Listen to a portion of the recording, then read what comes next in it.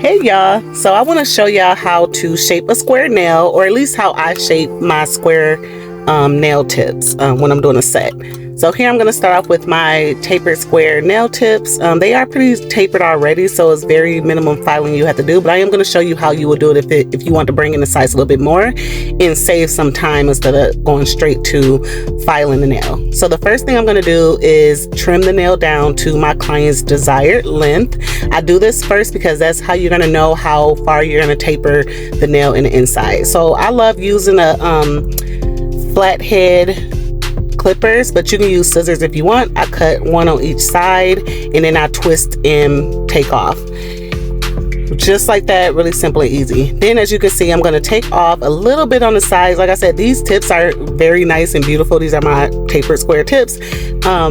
You really don't have to cut it, but I do, and I'm showing you to cut it just for demonstration purposes. I'm going to show you how I cut the sides a little bit, and as you can see, I'm cutting very little because I don't want it to come in too much. I don't want it to give a coffin type of shape.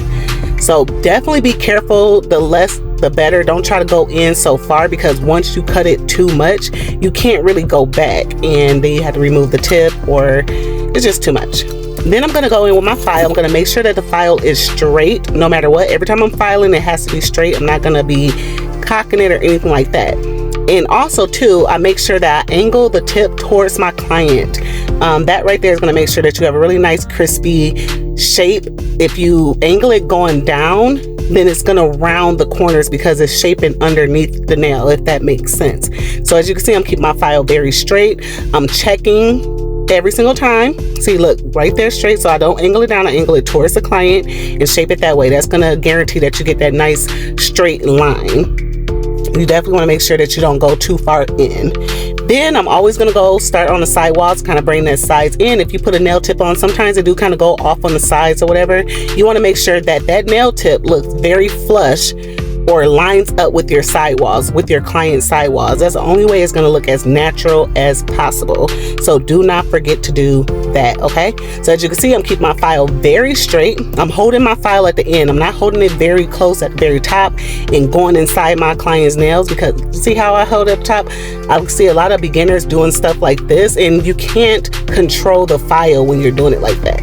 You have to hold it like you about to pop somebody's hand. Nah, but you have to hold it straight. So, and at the bottom, as you can see, I turn my client's finger to the side and I get rid of that little undercarriage, I call it, that little under part. I make sure that that's straight out towards the nail folds.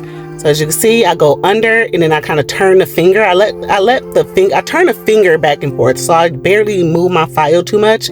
But as you can see, I go under and I kind of go on the side as well to kind of make sure I bring that in. And that right there, you can see the difference on how that shape is looking. Same thing over on the other side. I go underneath to try to get that ledge off, make sure it lines up just like that. And I go in, keep my file nice and straight, file underneath there to make sure I get rid of that drippage on the side, loopage, I don't know what you call it. Either way, you get what I mean. And I go in, I file it, and I make sure I straighten it back up and file it straight up and down. Just like that.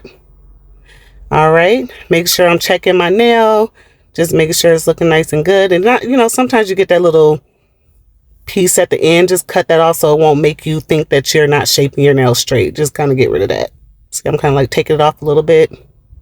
Yep, just like that. And once I'm satisfied with how my nail look, which it looks like I'm pretty satisfied, then I kind of go in and just do a last minute type of file. And as you can see, I'm holding my file like a dart, holding the finger down, and I'm shaping the sides to make sure I get that really, really nice, crispy look. And I'm only doing it at the tip of the nail. So don't go up into those side walls or anything like that, because then you're going to bring that nail too far in. And that's what's going to cause the nail to pop off or just look very wonky on the sides. All right, look at that. I love that shape. I'm satisfied with it. So once I'm satisfied with it, I go in and I blend the nail in. So the reason why we blend is to make sure that we have a nice, we don't have that little ledge on there. If we have a ledge and it has glue on there and everything like that, the chances of it popping off is very high.